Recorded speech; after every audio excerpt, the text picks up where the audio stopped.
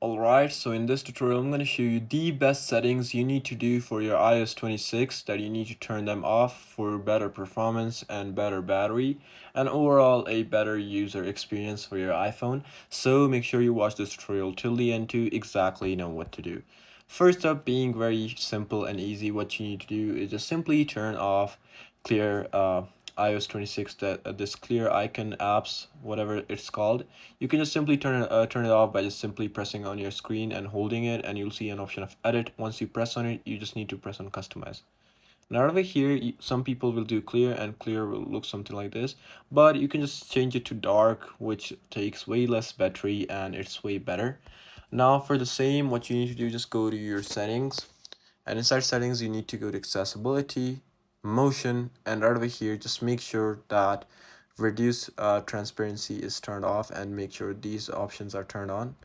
And display text and size, right over here you'll see this option of reduce transparency, and make sure this is turned on. What this does is just simply reduces the transparency of your screen, and it doesn't show much, so this won't take much of battery. Now other setting is just being on your setting and type in background app refresh. So you need to search it up, and right over here you need to turn it off if it's turned on for you. If it's on Wi-Fi and mobile data, or even Wi-Fi, just simply turn it off. What this will do, it will turn off all the backgrounds that are running on your apps and on the background, and it will just cut it off, and your battery won't be used that much. So once you turn it off, you're good.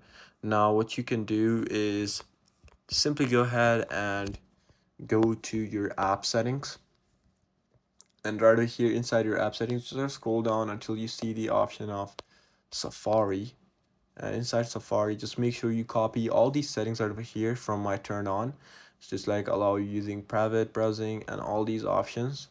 So just make sure that hide IP address is from trackers, and make sure this all setting is turned on, and just take a second and take a screenshot from my settings and copy it.